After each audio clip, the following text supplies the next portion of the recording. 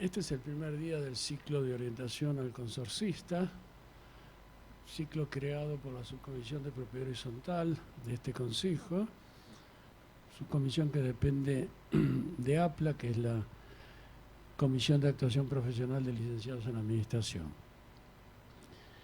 En esta oportunidad, lamentablemente, la doctora Susana Otero ha tenido un problema personal, no puede asistir, así que va a ser reemplazada por la doctora Silvia Aler Atucha, quien nos va a hablar sobre la designación y control del administrador.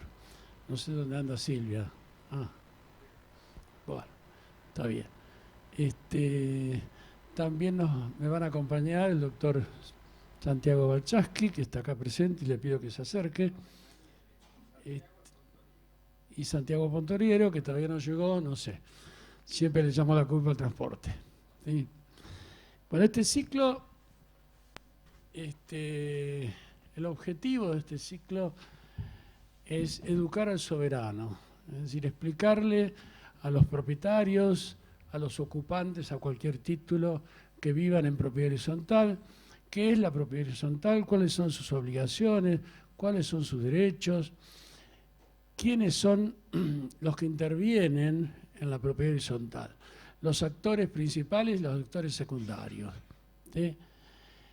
Y para ello ideamos este ciclo donde en principio durante 30 minutos, un poquito más, un poquito menos, una profesional nuestra va a exponer sobre un tema determinado y luego en la hora y media siguiente respondemos todas las consultas que tengan los asistentes. Lo que sí les pido es que lo hagan por escrito, nada más que por razones de orden. ¿Sí? Vamos a esperar a Silvia, que no sé dónde está, la verdad. Recién estaba con ella, está en el edificio, pero ya va a aparecer. Tengan cuidado, tengan paciencia, tengan paciencia. Les informo, no sé si lo saben, que la subcomisión se reúne los segundos miércoles de cada mes a las 18:30 horas y todos los que estén matriculados en este consejo los invito a participar. Ahí está ingresando la doctora Silvia Atucha.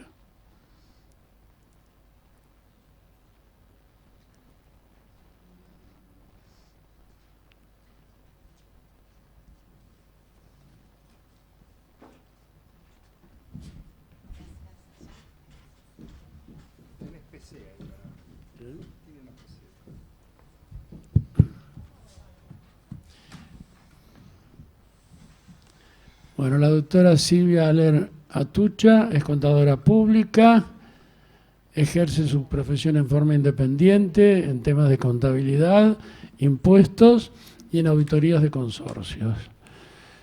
Lo bueno que tiene es que no es una administradora que esté ejerciendo, que haya ejercido.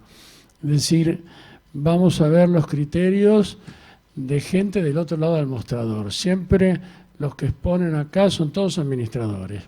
Bueno, esta vez va a hablar alguien que es propietaria, que es profesional, que se dedica a auditar y que sufre la propiedad horizontal igual que la sufren ustedes, ¿sí? Y nosotros, me incluyo. Así que bueno, la vamos a escuchar y esperemos entretenernos. Bueno, muchísimas gracias. Gracias a las autoridades del Consejo por permitirme dar esta charla y muchísimas gracias a ustedes por venir. Yo voy a hablar un poco de cómo designar al administrador, cómo lo elegimos, qué cosas podemos tener en cuenta y luego algunos tips, algunas consideraciones para controlarlo fácilmente, algo que podemos hacer todos. No tenemos que ser profesionales, no necesitamos de un profesional para hacer esto. Entonces, comenzamos viendo quiénes pueden ser administradores en el consorcio y siempre me voy a referir a la ciudad de Buenos Aires, que es el ámbito nuestro. En Cava, para ser administrador de consorcio, nos podemos encontrar con que puede ser una persona física o una persona jurídica. Pero siempre tiene que estar inscripto en el Registro Público de Administradores de Consorcios, ustedes verán el RPA. Estos administradores son profesionales rentados que van a administrar nuestra casa. Pero también tenemos la opción de contar con un administrador voluntario para administrar nuestro consorcio, y en este caso tienen que darse ciertas condiciones. Tiene que ser un propietario, tiene que habitar en una unidad funcional del edificio, tiene que cumplir las funciones del administrador y, algo que es muy importante, no puede recibir ningún tipo de remuneración por su trabajo, es decir, es ad honorem. Pero también tiene que estar inscrito, obviamente, en el Registro Público de Administradores de la Ciudad de Buenos Aires. Ahora bien, llega el momento de elegir al administrador. Hay ciertos aspectos objetivos que yo tengo que tener en cuenta al momento de elegirlo. Bueno, ahí vamos. Uno de ellos es verificar que esté inscrito justamente en el Registro Público de Administradores. Y esto es algo que ustedes pueden verificar online. Después les voy a mostrar más adelante en el PowerPoint la pantalla donde lo pueden buscar y van a ver que sí tiene su matrícula al día. También le tenemos que pedir su declaración patrimonial o su seguro de responsabilidad profesional. Esto es necesario porque ustedes piensen que el administrador maneja fondos que no son de él, entonces tiene que haber un respaldo si llega a haber un manejo indebido de esos fondos. Le vamos a pedir también sus inscripciones impositivas. A mí siempre me hace ruido si va a administrar mi casa alguien que tenga fuera de regla su situación impositiva. No me parece que sea una buena manera de comenzar. Puede ser responsable inscripto, puede ser un monotributista si es una persona física, y además en la Ciudad de Buenos Aires tiene que estar inscrito en rentas, en ingresos brutos. Y en el caso del administrador voluntario, le vamos a tener que ver el acta de nombramiento de la asamblea, donde se lo elige, se ponen los datos del consorcio, en la unidad de que vive y todos los datos que me exige el registro. Luego de esto, que son datos formales, que lo tenemos que cumplir, hay una serie de aspectos que ya son más subjetivos, donde nosotros vamos a empezar a evaluar qué tipo de administrador es el más conveniente para cada uno de nuestros edificios. Entonces, dentro de estos aspectos subjetivos, lo conveniente es tener una entrevista con el administrador, con los distintos candidatos, y hay una serie de preguntas o de puntos que vamos a poder ir evaluando. Entonces, ¿qué le podemos preguntar? Yo empezaría por preguntarle si tiene alguna carrera de grado, alguna profesión que sustente sus conocimientos más allá de su matrícula en el Registro Público de Administradores de Consorcio. Acá les hago un paréntesis. Con la última modificación de la Ley 941, que regula a los administradores en la Ciudad de Buenos Aires, el curso para ser administrador es de 120 horas. Entonces, una persona de 120 horas administra. No es lo mismo que tener una carrera universitaria, un profesional en ciencias económicas, por ejemplo. Piensen que cuando uno trabaja en relación de dependencia, jornada normal, trabaja en un mes 200 horas, como para que tengan una idea de la duración del curso. Le preguntaría también qué tipo de consorcios administra, porque no es lo mismo si yo estoy buscando un administrador para un pequeño consorcio que para una gran torre, con amenities, con servicios y con una gran complejidad. Entonces también me interesa la experiencia, cuál es el expertise, dónde se maneja ese administrador, qué cantidad de consorcios maneja, la antigüedad en esos consorcios, también me va a dar una idea. ¿Cómo está organizada su administración? Si es una persona física, una persona jurídica, si tiene empleados, quién me va a atender cuando tenga que hacerle las consultas, qué asesores tiene, o sea, con qué asesoramiento cuenta, si sube la información a la web para que uno pueda consultar comprobantes, por ejemplo, o documentación. Otro tema importante a tener en cuenta es la disponibilidad horaria, es decir, cuántas veces va a ir al edificio, cuál es su rutina, si va a poder reunirse con el Consejo de Propietarios. Eso también me va a dar una idea si es el perfil que estoy buscando. Una pregunta que me parece clave en las reuniones es si utiliza la cuenta bancaria propia del consorcio. Si bien la Ley 941 antes establecía la obligatoriedad de usar una cuenta propia del consorcio, salvo disposición contraria en asamblea, hoy, con la última modificación de julio, se sacó lo de salvo disposición contraria de la asamblea y hoy es obligatorio. Hay administradores que no usan una cuenta para cada consorcio, sirva toda una bolsa. Y ahí el control interno de los movimientos de banco se pierde. Le preguntaría quién liquida sueldos y jornales para saber cómo se maneja, quién liquida la parte impositiva de las retenciones, es decir, todo lo que yo pueda irme informando de cómo voy a tener el servicio que me da. Y algo que me parece clave es preguntarle qué me puede decir del nuevo Código Civil y Comercial y las modificaciones que trajo en la propiedad horizontal.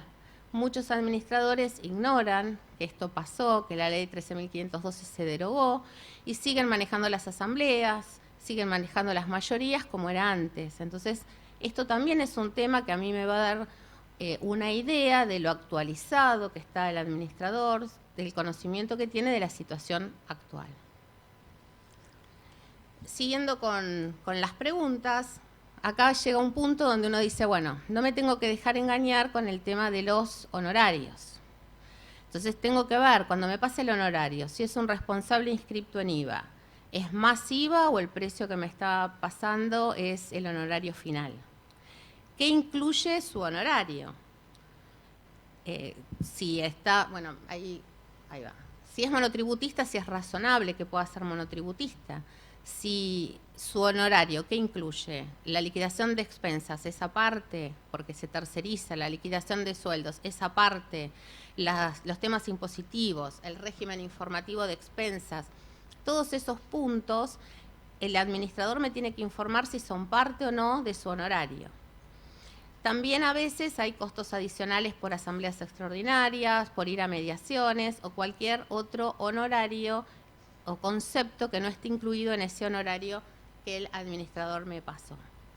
Para redondear esto, volviendo a la última modificación de la Ley 941, dentro de las obligaciones del administrador en el artículo 9 se agregó un inciso, que para ser exacta se los voy a leer, que redondea esto que les dije. Y dice, al momento de su designación, el administrador debe informar al consorcio en forma cierta y veraz, haciendo constar en acta detalladamente todos aquellos servicios y trámites que realice por cuenta propia y formen parte de sus honorarios, así como también aquellos cuya realización sea encargada a otros prestadores y o gestorías y excedan la remuneración pactada por su actividad. Como ven, la ley incorporó esta necesidad de que haya claridad en qué incluye y qué no incluyen los honorarios del administrador, que seguramente me habrá pasado en su carpeta de presentación. Bueno, una vez que ya tenemos el administrador, vamos a empezar a recibir las expensas. Y cuando recibimos las expensas, yo siempre digo, ¿qué hacemos? ¿Qué podemos controlar? ¿Y qué deberíamos saber de esas expensas? ¿No? Y ahí hay una serie de interrogantes que solemos hacer nosotros con las expensas. Y aunque, bueno, parezca gracioso, a veces nada más que prender el asado de los domingos. Porque nadie mira nada, miro lo que tengo que pagar, si puedo lo pago, si no, no lo pago, y hasta ahí llegué. Entonces, tengamos en cuenta que cuando recibimos las expensas a veces no entendemos nada, no sabemos de qué se trata. Para empezar desde el principio, en la Ciudad de Buenos Aires, el modelo de mis expensas es un modelo unificado y uniforme para todos los consorcios y obligatorio. Si ustedes quieren conocerlo, lo pueden bajar de la página del gobierno de la ciudad y tienen la pantalla. Si ustedes ponen mis expensas, van a ver esa pantalla y más abajo, el último renglón, está el formato en PDF, lo pueden bajar de ahí y tenerlo. Esa es una manera de que ustedes vean si están recibiendo toda esa información o en las expensas de su casa falta alguna parte. Entonces, ese es un punto que lo bajan fácilmente de internet. ¿Para qué sirve este modelo? Bueno, lo fundamental es que unifica la información en todos los consorcios. Es decir, yo cambio de administrador, voy a seguir recibiendo lo mismo, yo me mudo, voy a volver a ver lo mismo que veía en mi otra casa. Entonces no tengo que tratar de entender la información que voy a recibir, es siempre la misma. Cumple con todas las obligaciones de información que establece la Ley 941, donde dice todo lo que el administrador me tiene que informar. Y para que esto sea útil, la información siempre tiene que ser clara, tiene que ser completa y tiene que ser oportuna. Es decir, si yo la información no la tengo en tiempo y forma, no me sirve. Si no está completa, no voy a poder tomar buenas decisiones. Y tiene que ser clara, yo la tengo que poder entender. Entonces, ese modelo, conociendo lo que yo puedo mirar en ese modelo, voy a tener alguna pauta de la información que me está dando mi administrador. Si empezamos por partes, vamos a ver que al inicio tenemos los datos a la izquierda del administrador, a la derecha del consorcio, y ahí ustedes van a poder hacer dos controles básicos del administrador. Ver si su registro está en orden, si tiene la matrícula al día. Ustedes piensen que el administrador todos los años tiene que hacer un curso y tiene que renovarla, la matrícula. Entonces lo pueden buscar. Si ustedes ponen buscador de administradores de consorcio en la página del gobierno de la ciudad, entran con el dato del administrador, pueden entrar con el número de RPA o con el CUIT, ponen si es persona física o jurídica y ahí les va a decir cuándo les vence la matrícula, si hicieron el curso o si está vencida. Y también pueden verificar en AFIP, que ahí tienen la página, hacer una consulta de la constancia de inscripción y les va a decir si es monotributista, responsable inscripto y si está todo en orden. Si ustedes entran y tienen la constancia bloqueada, por ejemplo, y no la pueden ver, y bueno, es una alerta, algo pasa con el administrador. Después pasamos a toda la información sobre el personal en relación de dependencia del consorcio, toda la información de sueldos. Van a tener la información de sueldos y de cargas sociales. Ahí tienen un ejemplo, van a tener el nombre del empleado, la fecha de ingreso, cuál es el cargo que tiene dentro del edificio, la categoría del edificio y la antigüedad. Y entonces ustedes ahí van a poder hacer algunos controles.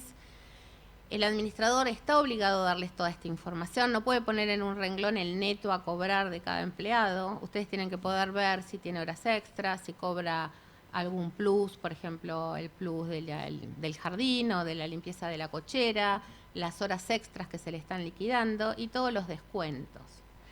Acá podemos hacer algunos controles también. Si ustedes entran en la página del FATERI, van a ver que están todas las planillas de sueldo, la vigente y también está el historial. Entonces ustedes, si entran ahí, pueden bajar la planilla de sueldo, que está ahí tienen la última. Y en la planilla de sueldos ustedes van a poder ver cuál es el sueldo básico de cada una de las actividades que puede haber en el consorcio, dividida en las 4 categorías. Acá les comento, si no lo saben, los edificios están divididos en 4 categorías y las categorías no están ni por la ubicación ni por el lujo del edificio, sino por la cantidad de servicios centrales que tiene el edificio. Un edificio de 4ª categoría no tiene ningún servicio central, el de tercera tiene 1, el de segunda 2 y en el de primera 3 o más. Y los básicos van cambiando en general según estas categorías. Y también está el detalle de otros conceptos que se abonan en todas las categorías, como puede ser el retiro de la basura, la clasificación, el plus jardín y demás. Entonces ahí tenemos ya algunos controles que ustedes van a poder ver si están pagando correctamente los sueldos. Les pongo como ejemplo también, si quieren controlar los pagos al sindicato y las cargas sociales, le pueden pedir al administrador, sobre todo si están en el consejo, los volantes con los que se paga el sindicato, que ahí tienen 3 ejemplos, un ejemplo de cada una de las 3 boletas que se paga y un ejemplo del formulario 931 de cargas sociales. Si bien no van a revisar los cálculos, van a poder verificar que esté pago. En el de cargas sociales es bueno mirar qué cantidad de empleados se está declarando. En el primer renglón, a la derecha de la pantalla, está la cantidad de empleados que declara el consorcio para ver si están todos allí incluidos. Y después les voy a dar algunas alertas de cosas que ustedes pueden controlar y tener en cuenta cuando están mirando los sueldos. La primera es si pagan la categoría correcta. Es muy común encontrar edificios cuando uno audita que a lo mejor están liquidando como de primera categoría y cuando uno revisa no tiene 3 o más servicios centrales, está mal la categoría. Piensen que entre un encargado permanente con vivienda, por ejemplo, entre la primera y la 4ª categoría hay más o menos 5.000 pesos de diferencia en el básico. Entonces es significativo. Si ya está mal, derecho adquirido, no le puedo bajar la categoría al empleado. Pero lo que sí puedo hacer es contratar bien en las próximas contrataciones. Nada me impide que si se jubiló, se fue del edificio, cuando vuelva a tome otro, lo tengo que tomar mal otra vez. Lo puedo tomar correctamente. Otros temas es el plus jardín. El convenio dice que hasta 10 metros cuadrados de parque le tengo que pagar el plus jardín. Pero tengan en cuenta que si tienen una maceta y la riega, también le tienen que pagar el plus jardín. Entonces, bueno, antes de poner la maceta, tenemos la chance de pensarlo, porque lo vamos a tener que pagar. El 2 de octubre es el día del gremio, es otro tema para analizar. Bueno, hace falta que trabajen, no hace falta. Tengo varios empleados, puede trabajar uno solo ese día, no hace falta a todos. Y si trabaja se paga como feriado, o sea, el doble. Otro tema que a veces se ve es que no se utilizan los beneficios que tengo por todo lo que le pago al sindicato. O sea, se le hacen descuentos al empleado, pero también hay contribuciones por parte del consorcio que son elevadas. Dentro del convenio, en el artículo 27, establece una serie de beneficios que cubren los seguros que uno está pagando. Por ejemplo, en caso de fallecimiento, de enfermedades o ciertas licencias que después el sindicato tiene que reintegrarle al consorcio. Y muchas veces no se pide, no se reclama, porque no se sabe. Otro tema para tener en cuenta es con vivienda o sin vivienda. Esto es algo que hoy se plantea bastante y está relacionado a, bueno, lo tomo sin vivienda, voy a cambiar el encargado, lo tomo sin vivienda y alquilo la vivienda. ¿Y es realmente más barato esto? O sea, ¿se gana algo en el consorcio? Tengan en cuenta que si ustedes comparan los básicos de un empleado, de un encargado con vivienda y un encargado sin vivienda, según la categoría, la diferencia es entre 4.100 y 5.000 pesos más caro el empleado sin vivienda. Entonces, yo lo tomo sin vivienda y ya arranco con 5.000 pesos más en el sueldo básico. El sueldo básico automáticamente me influye en el cálculo de las horas extras, en el cálculo del aguinaldo, en el cálculo de las vacaciones, en las cargas sociales y en las contribuciones o los pagos al sindicato. Con lo cual, ya no es más barato el empleado sin vivienda. Lo comparo con el alquiler, voy a tener un ingreso por el alquiler, pero tengan también acá en cuenta que muchas veces no nos informa el administrador, o nos informa y no le hacemos caso, que alquilar la vivienda implica obligaciones impositivas. El consorcio no puede ser monotributista, con lo cual se tiene que inscribir en AFIP como responsable inscripto. Y como se alquila una vivienda para uso no comercial, sino para vivir, no tiene, está exenta de IVA, pero igual se tiene que inscribir. Tiene que emitir factura electrónica. Y además, en la Ciudad de Buenos Aires tienen que inscribirse en rentas y pagar ingresos brutos, porque es muy bajo el monto exento de ingresos brutos. Está en 5.000 pesos hoy. Cualquier alquiler por arriba de 5.000 pesos paga ingresos brutos. Entonces, es más caro y además tengo estos gastos y voy a pagar a algún profesional que se ocupe de hacer todo esto. Entonces, costo-beneficio. No sé si es más caro o más barato tener el empleado sin vivienda. Y finalmente, si yo tengo un encargado en mi edificio que utiliza su vivienda, pero la alquilé, voy a tener que tener acondicionado un lugar para el encargado que no vive en el edificio, porque en algún lugar se va a tener que cambiar o ir al baño. Entonces, eso también lo tengo que tener previsto. Una consideración más que podemos hacer es el tema de prever el tema jubilatorio. Siempre que tenemos un empleado, en algún momento va a llegar el problema de la jubilación. Les recuerdo que cambió la edad de la jubilación. Antes en las mujeres eran 60 años, el hombre 65, ahora es 70 para todos. El consorcio, llegado a la edad de jubilación y si tiene los años de aporte, intima al empleado a que se jubile. El empleado tiene que iniciar sus trámites jubilatorios y si en un plazo de un año no los tiene, bueno, no tendrá que indemnizarlo el consorcio. Ahora, algo que no se tiene en cuenta cuando uno selecciona personal es pensar qué historial tiene esta persona para el día de mañana en la jubilación. Si yo estoy tomando un empleado muy joven, bueno, tiene 20 años y trabaja en el consorcio hasta que llegue el momento de jubilarse, tendrá todo en orden. Pero ¿qué pasa si yo, por ejemplo, estoy tomando una persona que tiene 55 años y no mire nada, como viene la situación previa? Llega a los 70, lo voy a tener que intimar a que se jubile y a lo mejor cuando yo lo tomé nunca había tenido un aporte. Entonces nunca se va a poder jubilar y no voy a poder hacer nada. Entonces yo creo que cuando uno va a tomar un empleado debe analizar con qué historial viene frente a que algún día nos vamos a enfrentar al problema de la jubilación. Otras consideraciones como para tener en cuenta es que los sueldos siempre tienen que pagarse con transferencia a una cuenta bancaria sueldo. Esto es obligatorio, o sea, hay que abrir una cuenta para cada empleado. Si pago anticipos también tengo que hacerlo por la cuenta sueldos y los anticipos tienen que estar respaldados con un recibo. Tengo que hacer un recibo por el anticipo. Y si tengo un empleado que es una suplencia y no voy a poder abrirle una cuenta sueldos, tratar de bancarizar el pago. Esto me genera dos ventajas para el consorcio, que son la certeza del monto pagado y la certeza de la fecha de pago. Si yo tengo cualquier reclamo, tengo certeza de cuánto le pagué y en qué fecha. Piensen que los consorcios, cuando cambian de administración, a veces los papeles se pierden, no tengo los recibos, no está el libro de sueldos, o sea, suele haber algún tipo de complicación. Por eso les dije lo de los anticipos. Si yo tengo que pagar, supongamos, un sueldo de 20.000 pesos, yo le hago la transferencia de 20.000, va a coincidir, está todo el sueldo pago. Pero si yo le di un anticipo de 2.000 pesos en efectivo y no lo registré en ningún lado, y cuando le hago el recibo tampoco lo descuento, porque si no lo hice en un recibo, ¿qué le voy a descontar? Le pago 18 y en realidad parecería que los 2.000 no se los pague a nadie. ¿Dónde están registrados esos 2.000? Puede generar una duda. Entonces, es importante que esto sea prolijo y ustedes traten de ver que estas cosas estén sucediendo, que los recibos estén firmados y demás. Bueno, acá ya de sueldos, como que vimos un pantallazo de algunas cosas que pueden hacer. Las expensas, el modelo, luego sigue con todo lo que es la información de los pagos de suministros, abonos, mantenimientos de partes comunes, mantenimientos en las unidades, los seguros y demás. Acá lo que les puedo decir es que todos los gastos tienen que estar respaldados por facturas legales o comprobantes legales que ustedes podrán verificar.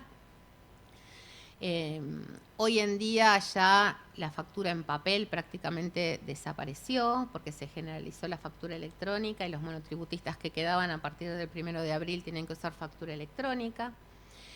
Y cuando, bueno, estén todos estos gastos donde el administrador informará al proveedor el número de quit, el número de factura, ustedes podrán hacer los controles que quieran. Acá van a tener los totales por cada tipo de gastos. Los consorcios pueden tener gastos A, B, C, según algunos gastos no los paguen todos, por ejemplo, gastos propios de los garajes o de los locales o de las unidades funcionales. Van a tener estos totales que son los totales de los gastos liquidados, que están ahí en el último renglón resaltado, que lo vamos a ver con qué lo podemos cruzar con otras informaciones que vamos a ir dando más adelante en las expensas, por eso está ahí como resaltado. Luego viene toda la información financiera que trae el modelo de mis expensas, donde van a tener un estado financiero donde tienen el saldo anterior, los ingresos por cobros de expensas al día, atrasados, intereses, otros cobros, los egresos del periodo, otros egresos que pueda tener consorcio y van a tener un saldo al cierre. Este saldo al cierre tiene que coincidir con la información bancaria que tiene el consorcio. Piensen ustedes que si todo va por banco, como dijimos, tiene que haber una correlación entre estos datos. Y luego está la información patrimonial, donde deberíamos tener las disponibilidades, los créditos y las deudas. Entonces, si ustedes tienen un saldo de cierre del ejercicio al inicio de la información de la expensa, debería coincidir con el del banco.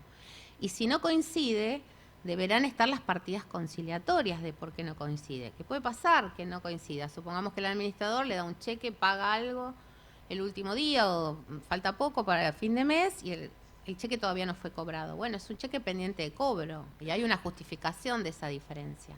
Pero si no, los importes tienen que coincidir. Y también ese importe estará abajo en el estado patrimonial como disponibilidad del consorcio. Estos controles los pueden hacer ustedes fácilmente y si no coinciden es una forma de preguntarle al administrador que explique dónde se producen las diferencias, porque el mismo nombre para el mismo importe debería ser igual. O sea, no se puede llamar, el mismo concepto no puede tener dos valores. Luego las expensas traen una información sobre juicios que también es común que esté en blanco. Acá el administrador está obligado a informar cualquier juicio en el que esté involucrado el consorcio, tanto si es un juicio donde hay una expectativa de cobro para el consorcio, por ejemplo, un juicio de expensas, o un juicio donde hay una expectativa de pago por parte del consorcio, por ejemplo, un juicio laboral. Entonces, tiene que estar la información y actualizada el estado de situación de ese juicio. Luego tenemos el estado de cuentas y prorrateo, que es donde normalmente miramos lo que tenemos que pagar. Está el detalle del saldo anterior, los pagos que hubo por parte de los propietarios, si quedó una deuda, los intereses, y luego los distintos tipos de gastos A, B, C que se fueron liquidando, los que vimos al principio, si hay cuentas extraordinarias, gastos particulares y el total de expensas a cobrar. Acá también podemos hacer un control. El total de los pagos que me informan el prorrateo tiene que coincidir con los pagos que me informó en el estado financiero que vimos antes. Si bien estaba dividido en al día o atrasadas o por intereses, los importes tienen que coincidir. Y esto cuando uno audita normalmente no coincide. Es muy común que no coincida. Luego vamos a ver que estos gastos A, B, C, que fue prorrateando entre las unidades, tiene que coincidir con los totales que liquidó. Entonces el A, el B con el B, el C con el C, debe haber una coincidencia. Y eso también lo pueden mirar ustedes, a ver si lo que se liquidó es lo que se está prorrateando. Y luego este total debería coincidir con el estado de créditos por expensas, que también en el estado patrimonial anterior informó el administrador. Entonces estos son controles cruzados, así se llaman, donde ustedes van a poder ver si la información que se da en un cuadro coincide con el que se da en otro cuadro. Y van a ver que muchas veces no coinciden. Por el milagro, no sé, del administrador, no coinciden. Bueno, será una forma de decirle al administrador, explícame esto. ¿Por qué no coinciden cuando deberían coincidir? Y voy Hay a algo, perdóname, sí, referente a la planilla. ¿me vuelvo? ¿Quieres que vuelva? Bastante común que la sumatoria de las filas no coincide con las sumatorias verticales. Con lo cual, ahí hay algo que está mal. Y les digo que es muy común. Lamentablemente, es de todos los días. O sea, la suma horizontal me tiene que coincidir con las sumas verticales. ¿Sí? Eso lo pueden hacer, da trabajo, pero hay que hacerlo. Sí, no entramos en un detalle mayor, pero es muy común también cuando uno audita que los porcentuales que se están usando para liquidar las expensas no coinciden con los del reglamento. Entonces ahí también puede haber algún tipo de problema. Voy a hacer un hincapié en el tema de la caja negativa. Muchas veces uno cuando mira las expensas, tanto en el banco o en la información financiera, llegamos a que saldo inicial, lo que entró, lo que salió, y me da un importe en menos. A veces ni nos damos cuenta que hay una rayita adelante que es un menos. Si está entre paréntesis, es un poco más notorio. Bueno, esto no puede pasar. No existe la caja negativa. O sea, yo no puedo tener caja negativa. Si yo tengo caja negativa, lo que tengo en realidad son deudas. La caja negativa implica que yo gasto más del dinero que tengo. Yo no puedo gastar un dinero que no tengo. Con lo cual, tendré que analizar a quién le estoy debiendo ese dinero. Si está la caja negativa referenciada a un banco, y muy probablemente lo que tenga es que utilicé un descubierto, entonces estoy endeudada con el banco, o tengo cheques girados, postdatados, entonces sigo endeudada con esos proveedores. En realidad no le pagué, veré si puedo cubrir esos cheques en el futuro.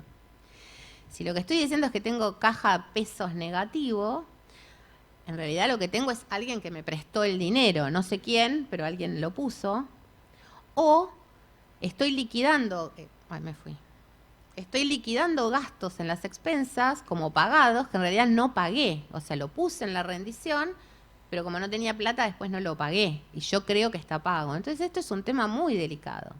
Porque ustedes creen que todo lo que está liquidado está pago y después se enteran que no es así y que a alguien le están debiendo. Entonces esto es un punto para sentarse y ver, bueno, a quién le estoy debiendo. Algo más que podemos controlar, bueno, como síntesis en AFIP, podemos controlar el formulario 931 de cargas sociales, que ya les dije.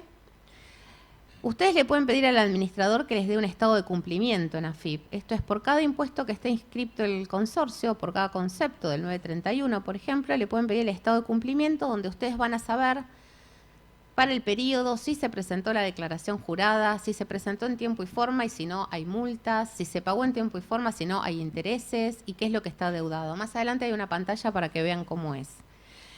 Le pueden pedir un estado de deuda consolidada de AFIP.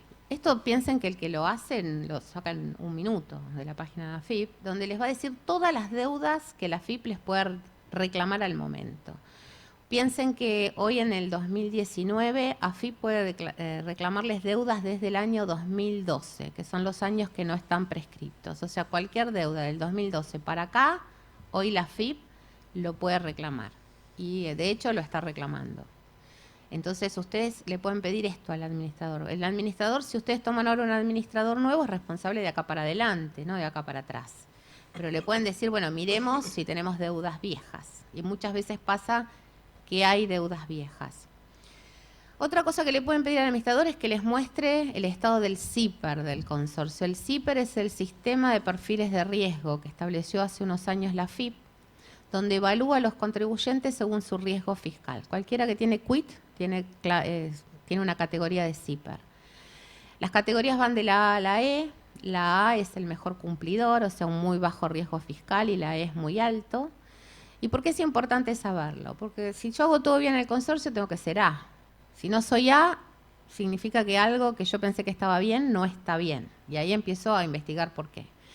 Y tengan en cuenta que hoy los planes de pago en AFIP, cuando uno tiene una deuda, por ejemplo, y pide un plan de financiación, las condiciones del plan están determinadas por la categoría del CIPER. A una buena categoría del CIPER hay más cuotas, menor anticipo y mejores condiciones de intereses. Entonces es importante tener una condición óptima del CIPER. Y bueno, y el sindicato, obviamente, ver las boletas que fueron las que les mostré hoy, que estén pagas. Acá les voy a mostrar cómo es un formulario, cómo es el listado del estado de cumplimiento de AFIP.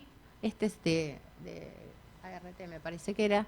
Ustedes ven que está el periodo, la declaración jurada, ahí están todas en cero porque están todas pagadas en tiempo y forma. Podría haber multas, podría haber intereses. Y hay algo que también a veces aparece, que ahí dice SLD, que significa saldo de libre disponibilidad.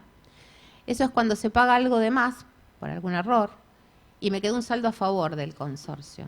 Por ejemplo, supongamos que tenía que pagar las cargas sociales de agosto, y cuando las pagué me equivoqué y lo pagué como si fueran de septiembre.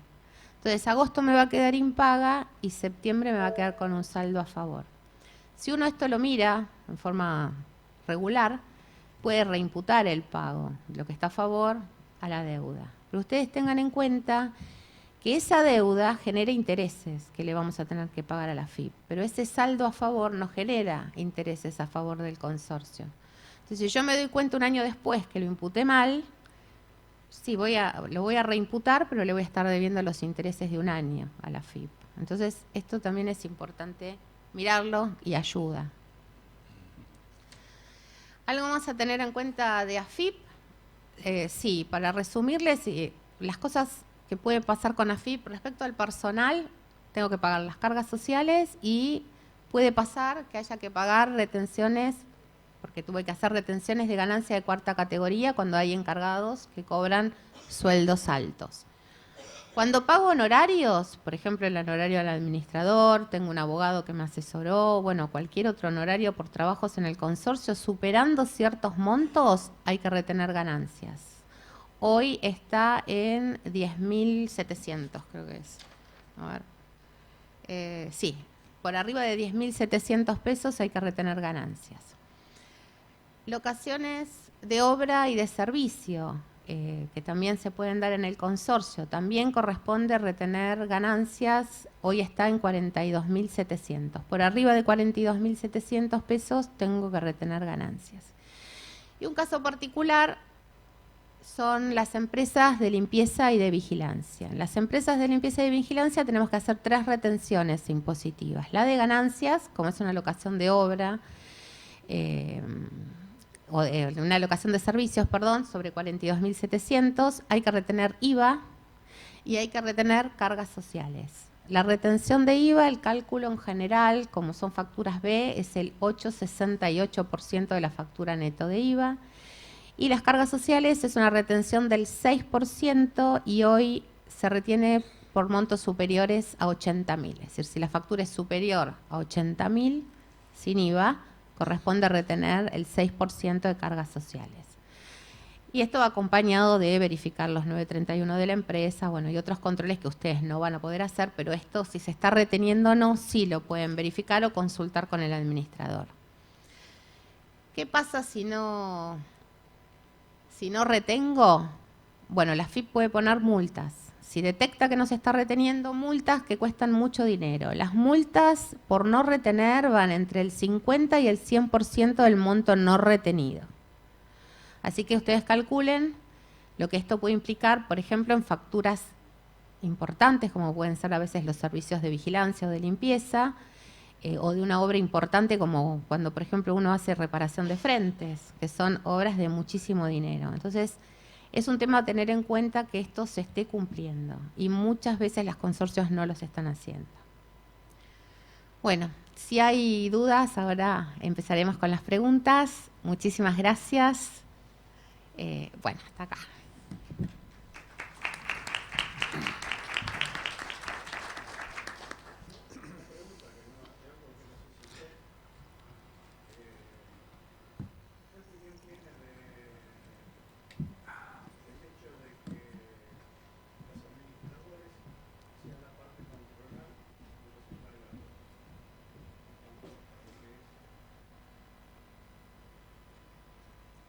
Vamos a ver con micrófono cómo es la cosa. Los administradores son la parte patronal de los encargados. Cuando lo que pagamos somos los propietarios, ¿no? Usted se refiere a las paritarias. Y sí, eso me parece una aberración. Pero el administrador no es la patronal, es el representante. Porque el empleador es el consorcio. Bueno. Y el administrador representa al consorcio. Son dos cosas distintas. Todos los errores del administrador los va a pagar el consorcio. Sí, está bien, pero sinceramente lo veo mal. Hay otro tema que vale la pena aclarar. No representa al consorcio, en mi opinión. Bueno, pero usted Está se bien. debe estar refiriendo a la comisión paritaria, que es otra cosa distinta. Está bien, pero lo pagan a través del administrador y alguien tiene que darle órdenes al encargado. No pueden darle cada propietario una orden diferente. Eso se centraliza en el administrador. No, ¿Sí? los propietarios pueden elegir sus representantes, si se permite. No, pero en propiedad horizontal no, discúlpeme, el representante es el administrador. La función primordial del administrador es representar al consorcio. Es el mandante, el consorcio es el mandante del administrador. Por lo tanto, el único representante es el administrador. A ver si Los propietarios son accionistas, nada más. el punto acá importante a tener en cuenta es que no existe una asociación de consorcistas. Lo que usted dice es válido y es correcto, pero los consorcistas no tienen quien los represente. Con lo cual, yo creo que lo importante sería es que se puedan unir los consorcistas y puedan ir al Ministerio de Trabajo y discutir las paritarias. En este momento el tema está libre, está vacante, entonces van las cámaras de administradores. Si usted consigue o se unen los consorcistas, sería ideal porque van a defender sus intereses y nosotros los administradores vamos a aplicar el convenio como lo estamos haciendo. A ver, los propietarios se unen en asamblea. Sí. Cuando están reunidos en asamblea, representan al consorcio. Correcto. Mientras tanto, son simples accionistas, digamos. ¿Sí? Ninguno puede dar órdenes expresas al personal. No, eso no. El único, es un problema de orden, nada más. No, yo me refiero a los sueldos. Está bien, pero es un problema de discusión paritaria, que es algo histórico. Lamentablemente, la culpa la tienen los propietarios. Cuando nació la propiedad horizontal, las expensas eran muy bajas por diversas razones, a tal punto que las expensas se pagaban en forma anual. En el año 48, las expensas no eran mensuales, eran anuales. Por eso la rendición de cuentas es anual, porque los propietarios adelantaban dinero para todo el año y al final del ejercicio rendían cuenta. Pero no habíamos ¿Sí? nacido nosotros, así que no Entonces, estamos hablando de... con el tiempo, por supuesto, imagínense hoy una expensa que tengamos que pagar anualmente. Es una fortuna. O sea, eso se fue cambiando. Pero en esa época los propietarios depositaron al administrador las discusiones paritarias nunca se cambiaron. Lamentablemente, los propietarios nunca se organizan a tal punto que no se organizan ni siquiera para despedir al administrador, para hacer una asamblea, no vienen. Ese es uno de los, es decir, no hay participación. ¿Cuánta cantidad de gente viene a las asambleas? El 10, el 15%. Hay otro porcentaje similar que apoya a los que van a las asambleas. El resto, siempre hay uno en contra, el resto no sirve para nada. No existe. La consecuencia es que no tienen un instituto para poder discutir directamente las paritarias. Yo estoy de acuerdo con vos. ¿Alguna otra pregunta? Yo, creo que es el Consejo Profesional está dictando el curso anual de contadores especialistas en administración de consorcio. De Ya profesionales, se han recibido- es ya para se han- todos. ¿Eh? Es para toda la matrícula. No solo contadores. No, contadores, licenciado en administración, licenciado en economía Eso y no lo actuario. sabía. Acá en Pensé este que eran solo consejo contadores. hay otras más, pero básicamente hay 4 profesiones. Los cursos son para las 4 profesiones. Por mí se me ocurre hacer una analogía. Cuando yo me recibí hace más de 50 años, existía gente, firmaban los balances, peritos mercantiles. Se creó el registro, porque no le dijeron, no, ahora lo tienen que firmar los contadores. Se creó el registro de no graduados. Sí, señor. Ahora, bueno, el tiempo se lo llevó a los no graduados, ya no quedó ninguno. Por supuesto. Pero yo creo que ahora que el Consejo Profesional está dictando el curso de administradores de consorcio y da un título habilitante. No, nosotros no damos ningún título habilitante. Lo único que damos, o sea, los cursos que se dan... el título lo dan. No, el título lo saca de la universidad. Una vez que se matricula en este consejo, usted puede hacer el curso especializado en propiedad horizontal, que es para las 4 materias y lo que le permite es inscribirse en el registro de administradores profesionales de la Ciudad de Buenos Aires. Nada más. A mí se me No le ocurre- da ningún se me título ocurre de una nada. analogía con lo que pasó con Ahora, los si usted graduados. se refiere a que los profesionales seamos los únicos que podemos administrar, bueno, eso es un objetivo, pero es un objetivo relativo. Perdón, curso de administradores de Sí, por de supuesto. consorcio, Pero no cualquier eso es profesional. un tema que podemos hablar dentro de unos años. O sea, es un objetivo del consorcio, pero no absoluto.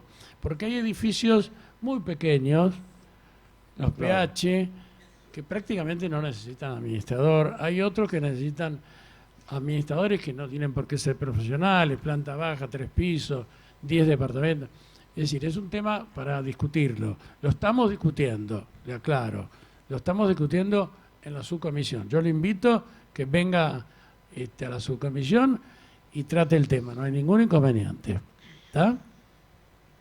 Bueno, Segundo miércoles de cada mes, 18:30 horas. Primer piso. segundo miércoles de cada mes. Así es. Voy a dar una vueltita.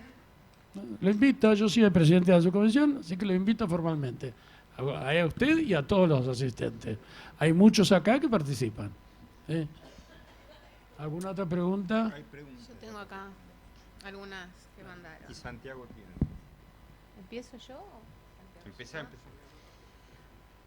Acá alguien pregunta, documentación obligatoria del administrador en asamblea.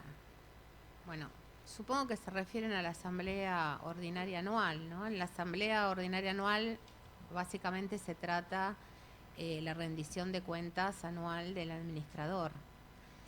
La rendición no tiene un formato obligatorio como tienen las expensas, lo tendrá que armar el administrador.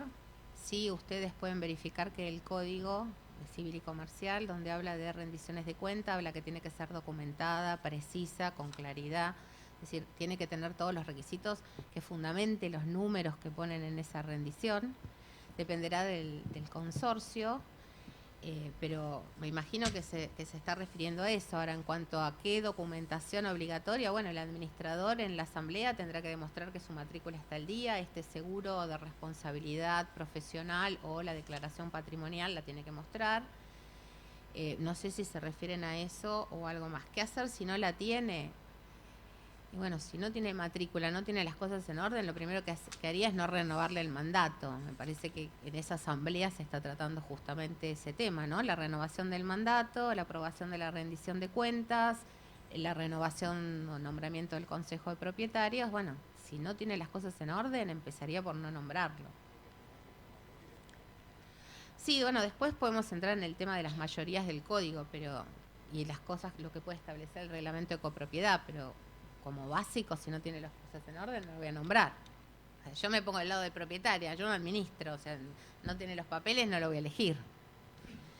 Después me preguntan acá, ¿cómo controlar que los administradores manejen las licencias ¿Cómo controlar que administradores maneja licencias por enfermedad prolongada? Bueno, yo entiendo que las licencias por enfermedad las dan los médicos, no las da el administrador. El administrador tendrá que hacer los controles y hacer el seguimiento, de pedir los certificados médicos que correspondan. Sí, bueno, igual uno puede contratar una empresa de controles médicos para tener una idea, pero digamos, debe contratar. Claro, tiene que tener. Es obligatorio. Es uno de los problemas que pero a veces no se hacen. contrata por razones económicas una empresa para hacer el control, que es obligatoria, y después dependemos de los certificados que manda el SUTER y no tenemos manera de controlarlo. O sea, medicina laboral es obligatorio. Deberían estar en todas las liquidaciones de expensas. Esa es la única manera que podemos controlar las ausencias por enfermedad. Sí. Ahora, también tengamos en cuenta que si tiene una enfermedad prolongada, el administrador tiene que tomar la precaución de reclamar el reintegro de los sueldos caídos al sindicato. También. Entonces, digamos, si bien hay un periodo de carencia en estos reintegros, bueno, es importante que el administrador tenga toda la documentación en orden, lo reclame y tarde o temprano se cobra. Entonces, también hay que estar atento. Pero en realidad se cobra. Sí, se cobra. Sí, Más sí. temprano que tarde. Bueno, pero se cobra. Ahí lo digo por experiencia, porque en mi casa lo tuvimos que hacer y lo cobramos. El encargado maneja unidades y las alquila por su cuenta. Bueno, yo tengo una madre que viene del campo y siempre escuché la frase, la culpa no es del chancho, es del que le da de comer. Si el encargado maneja unidades y las alquila es porque el dueño le da esa función. O sea, depende de nuestra relación. O sea, empezamos por cometer los errores nosotros como propietarios, ¿no? En darle una función al encargado que no le corresponde, de la misma manera que le decimos pagame las expensas y algunos le dan el dinero y otro le dice anda a comprarme el pan y el hombre va, y todo ese tipo de cosas. El administrador no tiene nada que ver acá, no es un tema del administrador, es nuestro. ¿Cómo se informa el propietario de las contrataciones por servicios y arreglos de instalaciones de gas que Metrogas suele cortar? Bueno, me da la sensación, ellos son administradores, lo pueden comentar mejor que yo, pero una obra de gas es un tema para tratar en una asamblea extraordinaria. Me imagino que si nos cortan el gas en el edificio vamos a estar todos en tema, vamos a tener que aprobar los presupuestos, vamos a tener un gasto extraordinario. Me parece que depende de ir a la asamblea. Cuando hay un problema de gas, lo primero que tiene que hacer el administrador es contratar un matriculado de gas. Exacto. Eso es lo primero.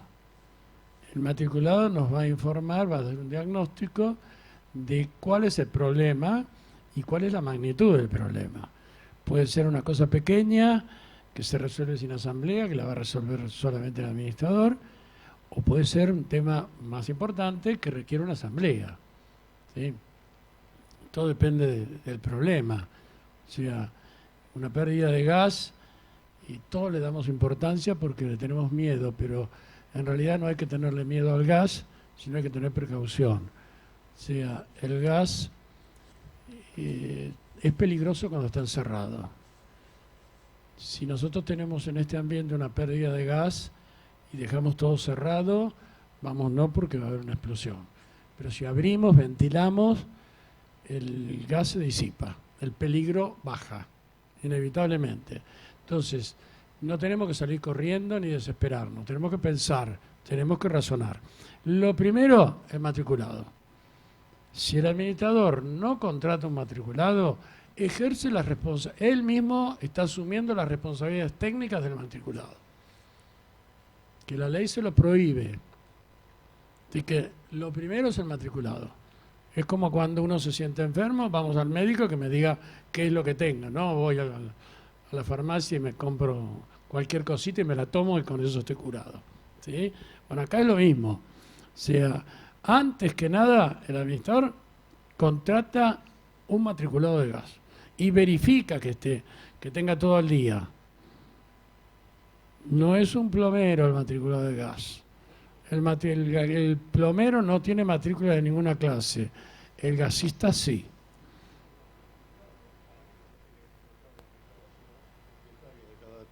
No, está equivocado. La instalación de gas es del consorcio en su totalidad. Lo único que es del propietario es la cocina, de cocinar, el aparato, la caldera, si es que tiene caldera, el calefón y nada más. Y el consorcio tiene la obligación de verificar el funcionamiento de esas instalaciones. Pero todo lo que sea gas, todo lo que sea, a ver, creo que es el 2043, si no me equivoco, del código, que todos los fluidos, todas las cañerías que transportan fluidos o líquidos son del consorcio hasta que salen a flor de pared. Hasta que salen a flor de pared. A partir que salen de la pared, son del propietario. ¿Sí? Es decir, en realidad, para que ustedes lo entiendan mejor, si miran la definición de qué son las partes propias es el contenido del volumen interno de todo del departamento. Es el contenido del volumen. ¿Sí? Nada más. ¿Qué es el contenido? La mesa, la cocina de cocinar, la canilla, todo ese tipo de cosas es común. Lo demás es todo el consorcio, incluyendo los revestimientos. Es decir, ¿qué revestimiento? La pintura, el cerámico, el parqué, el empapelado, pero el yeso que está debajo es del consorcio. 2041 el artículo, 20, por si lo quieren buscar. Por ahí ahí, está por ahí todo estaba. lo que es común. No sé, decime. ¿Hubo alguna modificación en el transcurso de las cañerías por el propietario de la unidad? Bueno, si hubo una modificación, hay que ver qué tipo de modificación puede ser responsabilidad del propietario. Si hizo nuevas instalaciones, si modificó el trayecto de los caños. Y en principio hay responsabilidades. Pasa a ser pero propio. El código, a ver, el código es muy reciente, tiene sus aciertos y tiene sus errores. Hasta el momento yo no conozco ninguna demanda, porque con la vieja ley 13512, todas las cañerías con beneficio particular eran particulares. O sea que la cañería de agua fría, de agua caliente, desde la llave de paso de cada departamento hacia el interior, era propia. Hoy ya no es más así. Hay muchos departamentos que la mitad los cambiaron los propietarios y ahora la otra mitad la tiene que cambiar el consorcio. Así que yo no conozco ninguna demanda todavía. Supongo que ahora cuando vean la sentencia veremos qué pasa en esos casos. Pero en principio todo lo que está empotrado dentro de la pared es del consorcio. ¿Me puedo agregar algo a tener en cuenta que se omite? Muchos propietarios modifican las instalaciones de gas porque supongamos distribuyen diferente la cocina y hacen modificaciones. No las hacen con profesionales matriculados correctamente y omiten que eso implica modificar los planos de gas del edificio. La obra termina cuando los planos están presentados y aprobados. Si no, esa obra es ilegal. Entonces ahí creo yo que corresponde una responsabilidad del propietario, porque esa obra no está terminada ni aprobada por Metrogas. Referente de gas, si usted modifica el diámetro de las cañerías o el lugar original de paso de las cañerías, tiene que hacer planos nuevos. Exacto. Inevitable. Y es siempre el consorcio el responsable. Por eso ahora el código también le permite al consorcio realizar e inspeccionar todas las reformas que haga y el funcionamiento de los aparatos, por razones de seguridad. Eso contrae, inevitablemente, nos trae la responsabilidad del consorcio sobre su funcionamiento. ¿Sí? Bueno, ¿Sigo yo? A ver. ¿Qué pasa cuando hay deudas anteriores en AFIP que el administrador conocía y que no gestionó el plan de facilidades que caducó por falta de pago? Bueno, acá hay algo que se suele dar, yo lo vivo como propietaria de este lado, como auditora, ellos lo van a decir como administradores. Nosotros en general cometemos el error de aprobar las rendiciones de cuenta anuales del administrador sin revisar nada. O sea, vamos a la asamblea, nadie miró nada, levantamos la mano, aprobado, sigamos, me voy a casa, es tarde. la confianza mata al hombre. Entonces, yo siempre cuando cuando me consultan para una asamblea ordinaria, lo primero que digo es, bueno, a ver, ¿en base a qué vamos a aprobar esto? ¿Qué documentación tenemos? Y les digo, pidan esto, pidan una deuda consolidada en AFIP, pidan un estado de cumplimiento, pidan algo que les dé una idea de dónde están parados. Y si consideran que la situación lo amerita, ustedes están en condiciones de aprobar una auditoría y dejar la aprobación sujeta al resultado de esa auditoría. Entonces el profesional auditor va a tomar todas estas precauciones de revisar todo esto. Ahora, si ustedes aprueban año tras año la rendición de cuentas, y bueno, ya se la aprobaron, entonces de alguna manera ustedes están diciendo que están conformes con esa situación, entiendo yo. Entonces siempre la responsabilidad de cuidar lo nuestro es nuestra. O sea, el administrador es el responsable y lo tiene que cumplir. Hay buenos, hay malos. Y por eso yo hice un poco la referencia cuando dije cómo elegir un administrador, que no es lo mismo tomar un administrador que hizo un curso de 120 horas con suerte y está habilitado a administrar un consorcio que mueve millones, a un administrador que hizo ese curso porque se lo exigen, pero que tiene una carrera de grado atrás. Es un licenciado en administración, un contador, un profesional en ciencias económicas que está matriculado en esta casa. Entonces, yo creo que ustedes tienen que darse cuenta que nosotros, que somos contadores, licenciados y demás, por supuesto que tenemos otro expertise, pero además nos exigen hacer ese mismo curso. O sea, nos ponen en igualdad que a lo mejor un chico que salió del colegio secundario. Es un disparate. Entonces ahí depende de que nosotros qué estamos eligiendo. En 120 horas no pueden aprender de temas laborales, de liquidación de sueldos, de impuestos, de, no sé, de todo lo que hay que saber, de contabilidad, de edificios, de caños y de todo lo demás. Entonces ahí es la responsabilidad, es nuestra en el consorcio. Además es mi opinión.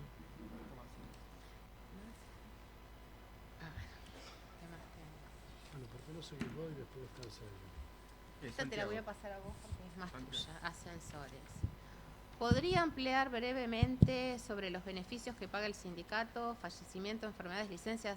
Es largo, el artículo 27 cubre un montón de situaciones, de licencias por casamiento, por enfermedad y demás. Yo creo que la que más se da, ellos lo podrán decir en concreto, es el tema de, en caso de fallecimiento, que el seguro va a cubrir. O sea, tengan en cuenta que cuando nosotros tenemos un empleado en relación de dependencia y fallece trabajando para nosotros, estamos obligados por la ley de contrato de trabajo a pagar la indemnización por fallecimiento, que es la mitad de la indemnización por despido sin causa.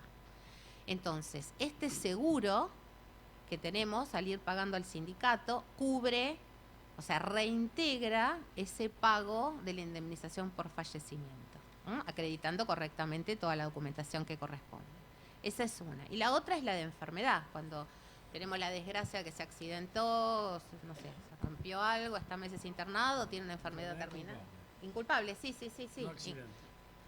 No accidente de trabajo.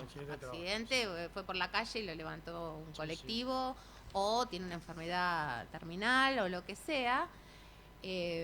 Dependerá de la antigüedad y de las cargas de familia, los meses que reintegra este seguro que paga el sindicato, pero lo paga. Entonces el consorcio paga, se presenta y el sindicato reintegra. Creo que son los dos casos más fuertes, ¿no? Sí.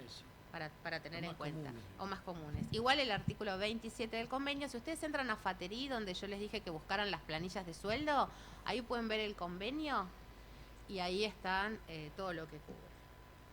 Ese yo no tengo más. Santiago. Ah, sí, acá tengo otra más, pero después. Sí, después. ¿Qué pasa cuando la administración no presenta la liquidación anual y se reelige automáticamente? Bueno, como ustedes saben, es obligatorio presentar la liquidación anual, o sea, su rendición de cuentas, que se llama. Este es motivo de denuncia al registro de administradores. Esto es grave. El tema de reelegirse automáticamente no lo puede hacer. El mandato del administrador dura 1 año, por ley. Por lo tanto, si no hace la asamblea, no presenta su rendición anual y continúa en el cargo, yo le diría que ya no es más administrador, porque no le han renovado el mandato. Por lo tanto, el consorcio queda en libertad de nombrar un nuevo administrador directamente. Si no utiliza el modelo mis expensas, ¿qué se puede hacer? Lo mismo.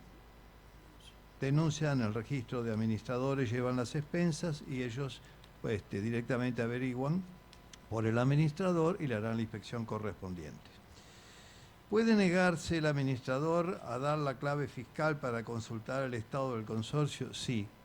La clave fiscal es algo personal. En ella va a tener cargado todas sus cosas particulares, todos los consorcios, y no tiene la obligación de darla. Si ustedes quieren saber alguna información con respecto a su consorcio, no tienen más que pedírsela al administrador y él la puede bajar y mostrársela. No creo que tenga ningún inconveniente si es que está todo bien. Se le puede solicitar al administrador que comience a adjuntar el resumen de la cuenta bancaria, nunca lo hizo, en las liquidaciones. No, solicitar no, es obligatorio. Es obligatorio por la ley 941, artículo 10, inciso J, incluir el resumen de movimientos de la cuenta corriente del consorcio correspondiente al mes anterior. ¿Lo puede pedir cualquier propietario? Sí, si no lo está mandando, sí.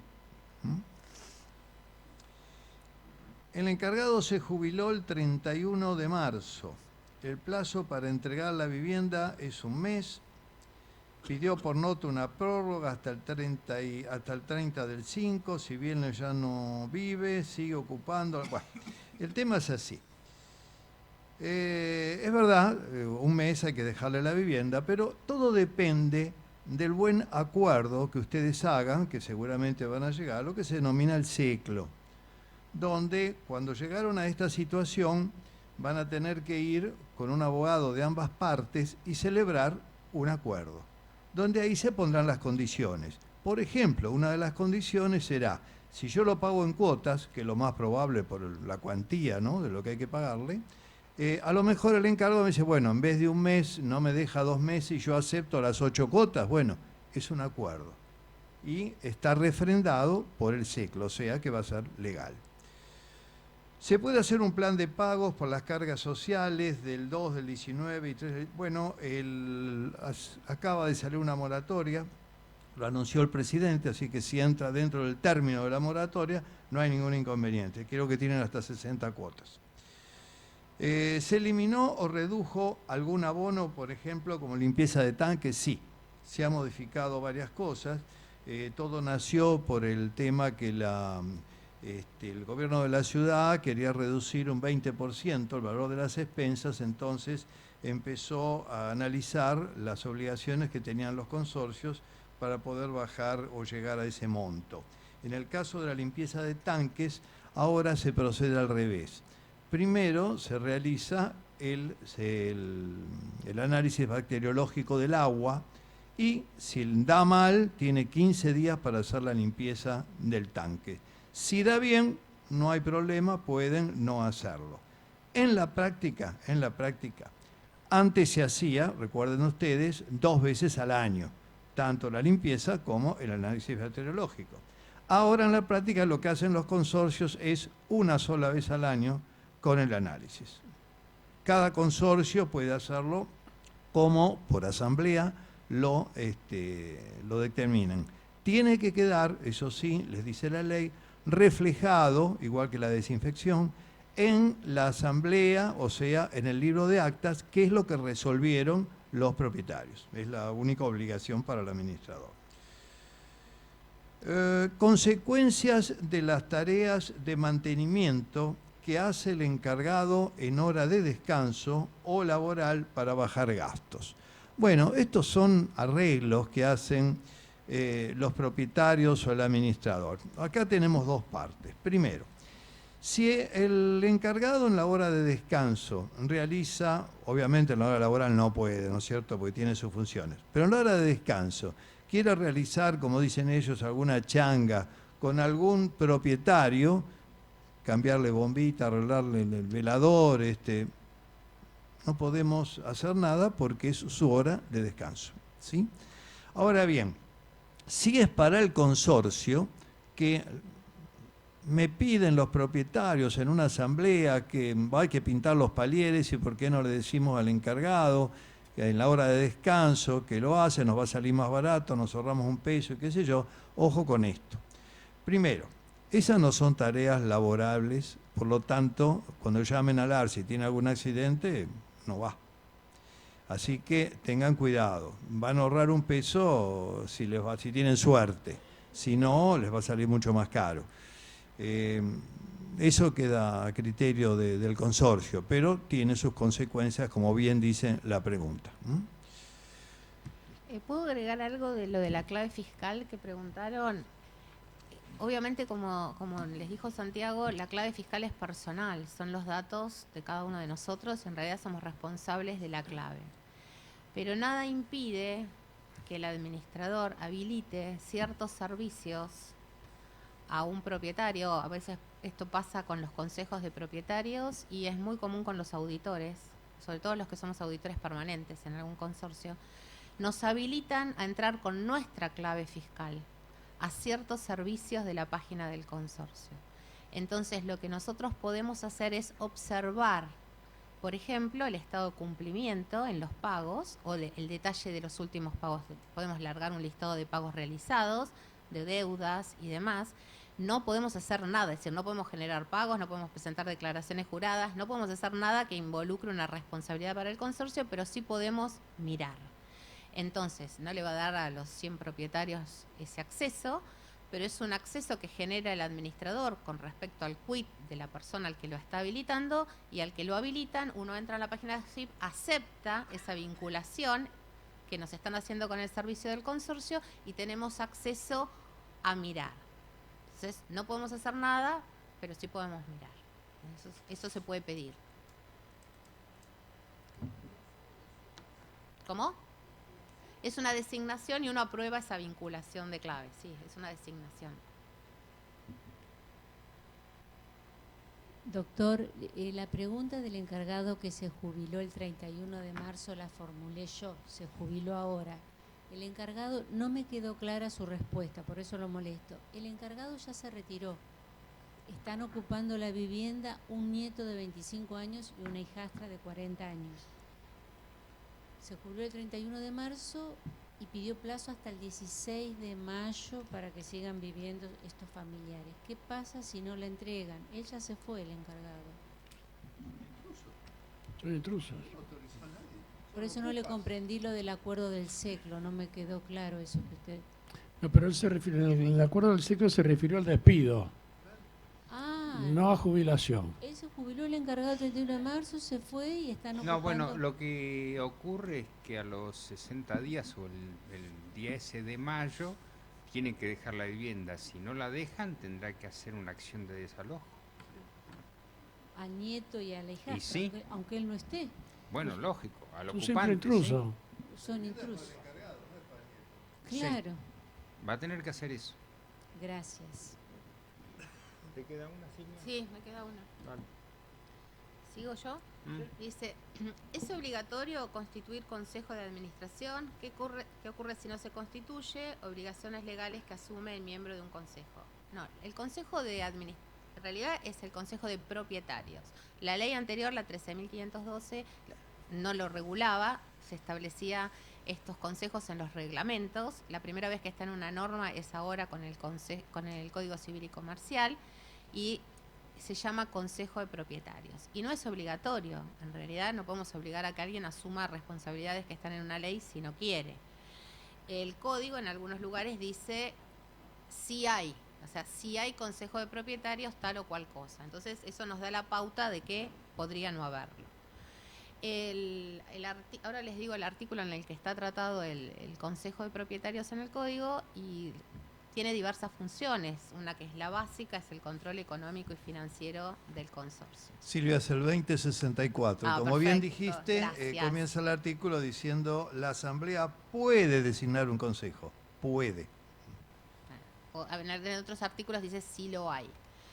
Esa creo que es la función básica. Después tiene otras funciones. En caso de acefalía, por ejemplo, desaparece el administrador o se quedan sin administrador, toma provisoriamente la administración mientras convoca una asamblea. Por 30 días. Exacto, no más de por un 30 días. plazo mínimo de 30 días, porque no administra el consejo de propietarios. Si hay consejo de propietarios y hay un juicio por expensas, si hay que hacer un certificado de deuda de expensas, tienen que firmarlo los miembros del consejo. Es decir, tiene algunas funciones específicas.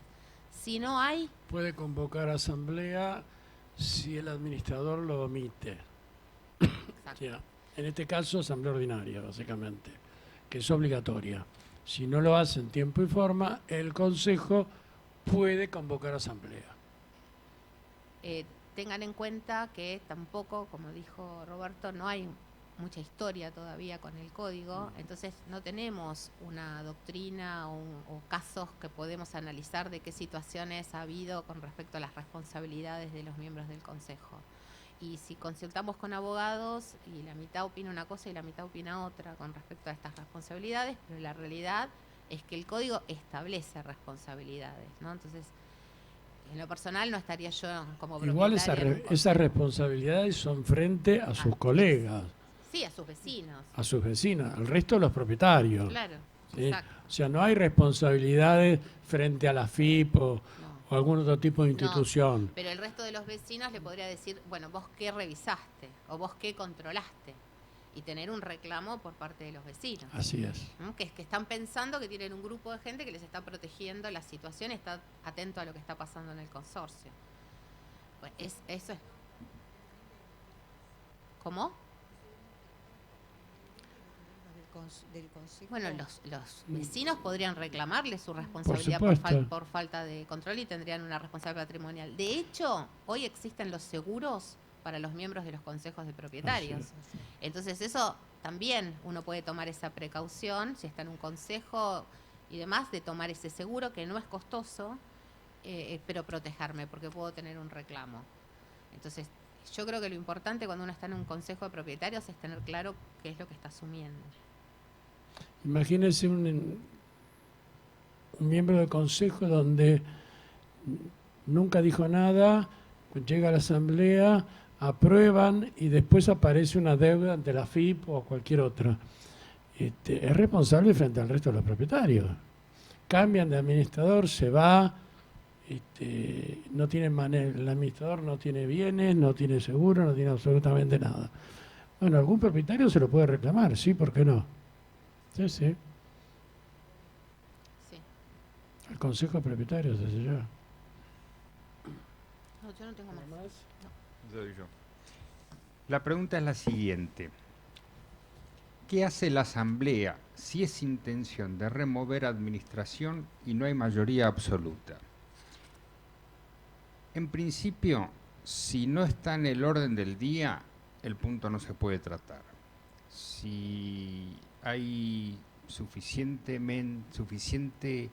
voluntad de remover al administrador, puede decidir que se haga otra asamblea para tratar el tema. Si en la asamblea está el tema decidir la continuidad o no del administrador o decidir la renovación del mandato, para aprobar este punto se tiene que cumplir el doble requisito, el numérico y el porcentual. O sea, más de la mitad de las unidades presentes y que representen más del 50%. Si esto no se da, la mayoría presente puede hacer una propuesta. La propuesta se va a circular al resto de los propietarios y salvo oposición fehaciente en contrario, queda aprobada a los 15 días. Con lo cual, resumiendo, es lo siguiente. Si hay 3 personas que bajan a la asamblea y deciden en una asamblea anual ordinaria de renovación de mandato y las 3 personas deciden que continúe el administrador, queda como propuesta, y vamos a suponer que fueran 100, y las 97 restantes no se oponen para alcanzar la mayoría del 50%, queda. Vamos a suponer que 3 personas en la asamblea dicen se renueva el mandato y después se reciben 30 oposiciones. 3 por sí más 67 que callaron van al sí, son 70 contra 30, o sea, queda el mandato. Para el caso en que sea al revés, que bajan 3 personas dicen no se renueva el mandato y se oponen 30 personas, estamos en la misma. 3 más 67 es que no, 30 que sí, se tiene que ir. De todos modos, lo que queda claro acá es si hay intención de una mayoría de que no continúe el administrador, hay que irse. Esto no es un título de... Sí, no es un título de nobleza esta profesión. La otra pregunta es, un edificio de 19 unidades, el encargado se jubiló, se va a tomar 3 veces por semana una persona de limpieza de 4 horas por día, o sea, sería un encargado mediodía. La pregunta es obligatorio hacer un baño? Sí. Todo edificio tiene que tener un baño para el personal y es más, una silla. Existe la ley de la silla. La última que yo tengo. ¿Cómo se establecen los honorarios del administrador? Cuando uno presenta una propuesta, fija los honorarios y eso los aprueba la asamblea. Y acá dice la segunda parte de la pregunta. Si en asamblea pide un monto que el consorcio no está de acuerdo, ¿qué puede hacerse? Bueno, si no se dejó establecido del vamos cómo iba a ser el mecanismo de ajuste en que por acuerdo entre partes, que lo permite la ley 941, puede haber un acuerdo de cómo ajustarlo, si no lo hay y lo decide la asamblea, cuando llega el momento y la asamblea dice no estamos dispuestos a pagar eso, bueno, a los 30 días se tendrá que retirar y le da 30 días para que el consorcio elija otro representante, no más que eso. Roberto. Sí. Hay una sugerencia de la Cámara de la Propiedad Horizontal y una de Asociación de Reunión de Administradores, hay 3 o 4, más o menos son parecidas. Normalmente la experiencia que yo tengo es que los honorarios que pasan los administradores muchas veces son el 50% del valor. Y los que ejercemos la administración en una forma muy... nos ocupamos mucho del tema, quedamos muy desfasados, pasando los honorarios más o menos adecuados, ¿no? Es decir, incluso a veces bajando un 10, un 15 o hasta un 20%, estamos pidiendo el doble de lo que estaba cobrando. Entonces muchas veces no se llega a entender, pero bueno, estaba lo que decía la colega, ¿no? Es decir, no se ocupa de las retenciones, no se ocupa del impuesto a la ganancia, y hay un montón de cosas que se debe ocupar. ¿Qué responsabilidad tiene el consorcio con respecto al personal de empresas de vigilancia y de limpieza? ¿Puede ser codemandado en casos de juicio? Bueno, la ley laboral los hace corresponsables del personal. Así que si hay un problema con la empresa de limpieza, de vigilancia o con cualquier proveedor, son corresponsables. Y sí pueden ser como demandados en una demanda, sin duda. Y lo más probable es que pierda el consorcio y pague el consorcio. El consorcio nunca desaparece. El consorcio es el edificio. Entonces el proveedor puede que desaparezca, entre en quiebra, todo lo que ustedes quieran. consorcio nunca desaparece. ¿Cuáles son las mayorías? Ay, la verdad que no entiendo la letra. ¿Cuáles son las mayorías para la primera y segunda convocatoria? Bueno, no existe más segunda convocatoria. Bueno, lo pusieron en un consorcio. Bueno, Perdón. eso es la vieja ley 13512. En realidad hay una primera convocatoria. Y otra segunda Puede a la media haber... hora. ¿Cómo? No hay más. Perdón, en este caso en particular hay una primera convocatoria a las 20 horas y en la segunda a las 20:30. Sí, pero es ilegal, no tiene ningún sentido. Tampoco presentan el formato de mis expensas y una serie de cosas más. Bueno, ese es otro tema. O sea, respecto a las asambleas, Sí, la asamblea tiene una sola convocatoria. Antes, la segunda convocatoria era para tratar con los presentes determinados asuntos. Digo determinados porque algunos requerían cierto porcentual mínimo de presencia, ¿sí? Y otros no. Entonces, en segunda convocatoria con los presentes se aprobaba cualquier cosa. Hoy no. Hoy es lo que dijo es como Daniel. dijo el doctor, 50% de Claro, los presentes y 50% de la titularidad de los departamentos. Así es. Y si no, la Perdón, consulta perdón. a los No, ausentes. presentes no. Espera, déjame 50% aclararlo. de los O departamentos. sea, el tema es el siguiente. Para que la decisión quede firme y no sea, nadie la pueda objetar, se tiene que cumplir el doble requisito. Cuando no se cumple, se tiene que enviar lo que decidieron los presentes para que exista la oposición. Si no hay oposición, queda aprobado y terminó a los 15 días. ¿Me expliqué? Por eso es el doble. El doble requisito es, a partir de ahí, no hay tutía. O sea, si está más del 50 de ambos, lo que se decide es ley. Ya está. O sea que desde el vamos esta asamblea está en forma Ilegal. ilegal puesta, ya de movida. ¿En qué sentido? Y con la primera y la segunda convocatoria ya no corresponde. No hay más segunda convocatoria. Lo que dice la ley es se cita a determinada hora. En esa hora se empieza. Punto. El 941 establece una hora de finalización de la asamblea. Esto significa que hay que tener cuidado porque si uno hace un horario muy amplio, nos encontramos que el tema lo tratamos en media hora y pusimos 2 horas, hay que quedarse hora y media porque baja alguien y dice o no encontré a nadie, con lo cual es un problema, o si bajó alguien y está solo el administrador, quiere abrir la asamblea y quiere seguir con otros temas. Con lo cual es muy importante fijar una hora de finalización que seguro la vamos a superar y la podamos estirar. Perdón, en ese caso es hora de comienzo y hora de finalización Exacto. puesta en forma obligatoria En la las- convocatoria. en la sí. convocatoria. Sí. Como propietaria te hago una sugerencia. Cada vez que voy a una asamblea y están convocadas así, porque siguen convocando como en la antigua ley, por eso yo hice mención a cuando entrevisto a un administrador, preguntarle que me cuente algo del código, qué cambios hubo, para ver si está enterado. Hay administradores que parece que no se enteraron que la ley quedó derogada y siguen con la vieja escuela.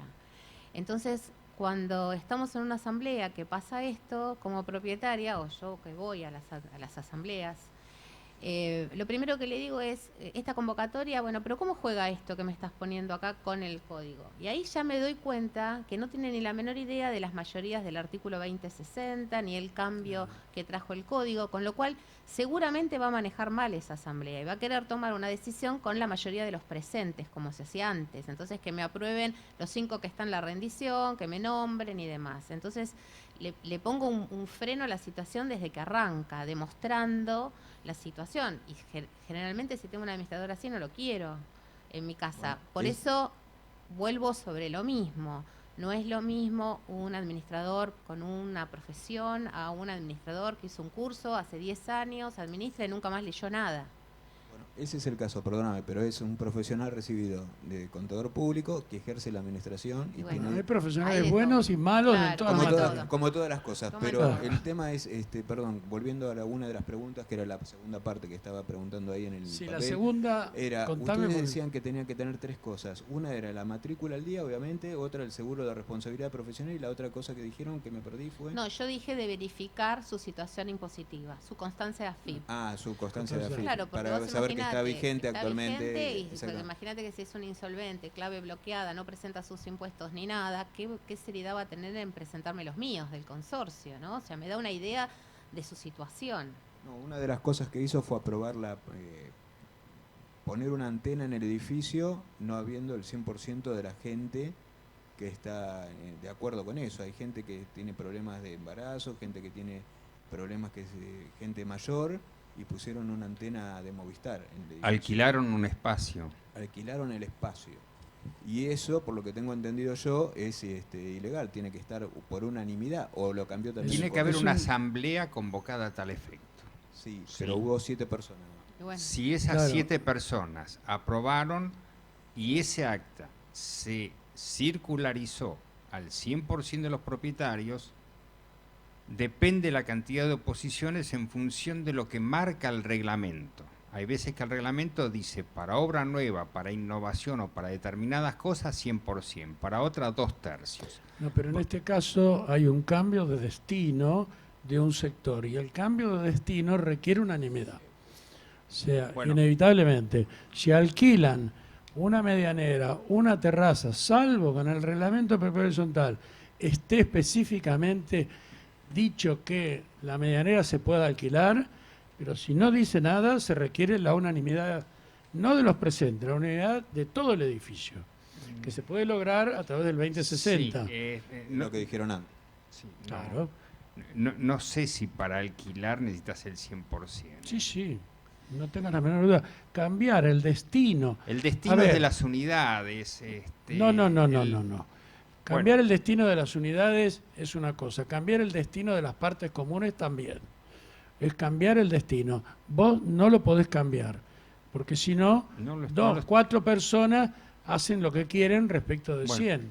ok. también ten en cuenta que si viene con tanta irregularidad la situación, muy probablemente ese alquiler te ponga en un riesgo frente a AFIP. Yo sigo insistiendo con AFIP porque soy contadora y hago impuestos.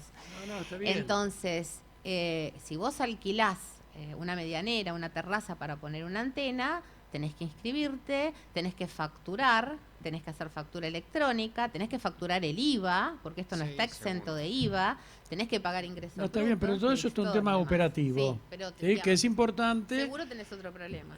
Pero lo primero que tenés que hacer es la legalidad de la contratación. La legalidad de la contratación es lo que yo quería consultar en esta reunión precisamente, porque una de las cosas es, se tomó una decisión habiendo 7 personas sobre 25, de las cuales 2 o 3, perdona a los demás si los aburro con el tema, particularmente hubo 2 o 3 que se opusieron en esa reunión, al resto ni siquiera se enteraron ni vieron la formalidad del contrato ni nada por el estilo. Bueno, pero hay que ver si el administrador notificó fehacientemente. A ver, el 2060 es muy claro. El administrador tiene que notificar a los ausentes de manera fehaciente. Y los ausentes tienen que notificar de manera fehaciente su oposición. Pero si no contestan nada, están Queda aprobando lo que resolvieron esas 7 personas. Con lo cual se puede llegar a conseguir la unanimidad. Lógico. Salvo que en el acta había Hubo que 10, 2 o 7 3. dijeron que sí, 3 que no. Los otros nunca se va a juntar la unanimidad, porque hay 3 que se oponen. Bueno, Y ese eso es el un punto. cambio de destino, no hay alternativa, no es modificar el destino. A ver, el ejemplo es el departamento de portería. El departamento de portería, más allá de lo que dice el código de edificación respecto de la obligación de tener un espacio, vivienda, etcétera, etcétera, se alquilan los departamentos, pero el destino de esa parte común no es alquilar, sino es la vivienda del personal. Por lo tanto, requiere también previamente la aprobación por el 100% de los propietarios. Caso contrario, alquilar es un contrato de riesgo, determinado nivel de riesgo. A algún propietario, si sale mal, a algún propietario se lo puede reclamar al administrador. Y el administrador va a tener que pagar los costos. O sea, la unanimidad en todo lo que sea patrimonial corresponde ser unánime. Es así. Yo no puedo modificar los porcentuales, por ejemplo. Puedo crear determinadas porcentuales. Hoy el código me permite crear porcentuales diferenciados para determinados sectores que no utilizan determinados servicios. La ley, la 3 vieja 13512, nada decía al respecto, ¿sí? Pero yo no puedo modificar los porcentuales de dominio, porque esto me está afectando patrimonialmente al consorcio. A unos le doy más y a otros les doy menos. Eso es imposible, salvo la unanimidad. Si están todos de acuerdo, perfecto. José Luis. Muchas gracias. Sí, perdón, una pregunta vinculada con el tema de las mayorías. En el caso de la Asamblea, que no se cumple lo que vos mencionabas de la mayoría aprobada por mayoría de presente y que a su vez sea la mayoría de los votos del porcentual, ¿cuáles son los métodos o vías que establecida en algún lugar o el código o las costumbres el administrador tiene que comunicarle o considera que fehaciente la comunicación a los ausentes?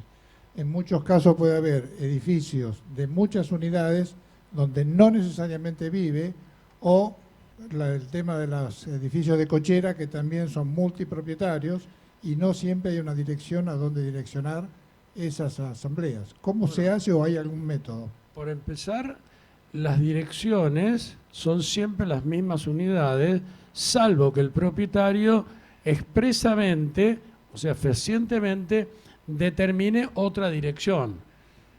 O sea, yo tengo un departamento en tal edificio, si no informo nada, mi domicilio es ese departamento o esa cochera, ¿sí?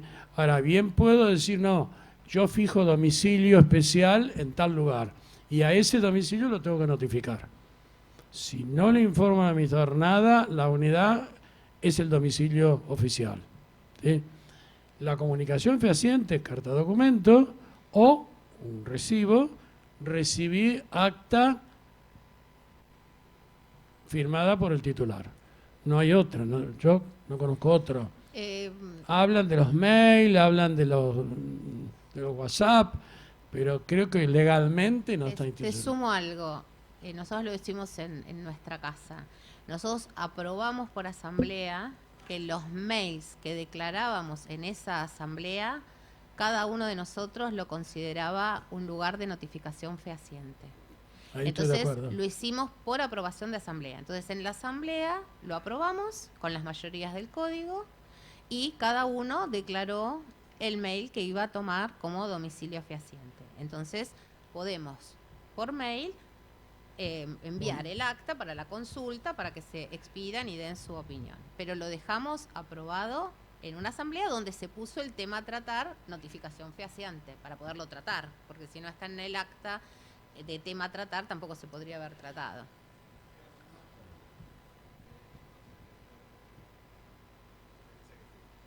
Los mails son tomados, especialmente si hay comunicación habitual, como una comunicación fehaciente.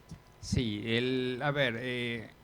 hay, es decir, ustedes se darán cuenta que no todos aquí tenemos los mismos conceptos y no todos pensamos lo mismo, por suerte. O sea, cada uno de nosotros hay veces que diferimos. En particular, yo acuerdo con el colega, una comunicación fehaciente es cuando se puede comprobar el ida y vuelta. O sea, si yo envío todos los meses las expensas vía mail y la recibe y me paga. Si me manda un mail diciendo algo, yo le contesto. Bueno, hay una comunicación fehaciente y si yo le mando el mail notificando que hubo un acta de asamblea y espero su respuesta, si no responde, él está notificado. Pero bueno, es decir, hay dos versiones. Uno que dice carta documento o firma fehaciente y bueno, yo no opto por esa porque es un poco más engorroso, ¿no? O sea, y más costoso. Primos, los abogados, dicen que comunicación fehaciente es carta documento o la firma expresa. No es así. No al sé, menos- yo no soy abogado. Bueno, a ver, Depende de la gravedad de lo que tenemos que comunicar. O sea, muchas veces comunicamos cosas de manera deficiente y la gente la aprueba en forma inconsciente. O sea, si yo permanentemente pago una expensa, pago un determinado gasto, después no puedo decir que no lo aprobé.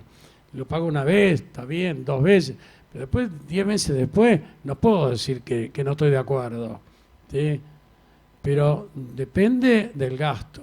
Cuando hay una modificación de porcentual, si yo no estoy fehacientemente notificado, por más que me vengan a liquidaciones todos los meses, no corresponde. O sea, yo creo que judicialmente lo va a ganar.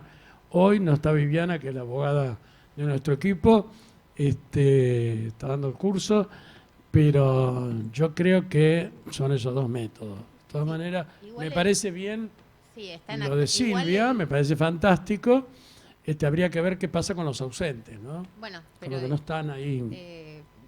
nosotros, como somos pocos, lo pudimos hacer. Igual el artículo 2061 habla de conformidad expresa del titular cuando se van a cercenar derechos o modificar Claro. derechos, con lo cual en ese caso no valdría asumir que el que no respondió está a favor, sino que acá dice el artículo que tiene que haber una conformidad expresa de sus titulares cuando estamos hablando de modificar situaciones patrimoniales de las En unidades ese caso, funcionales. sí, lo piden. totalmente de acuerdo, Entonces, sí. los porcentajes, aunque uno dijera, bueno, vamos a comer los porcentajes, no es que no contesté y estoy de acuerdo. No, ahí expresamente tengo que decirlo.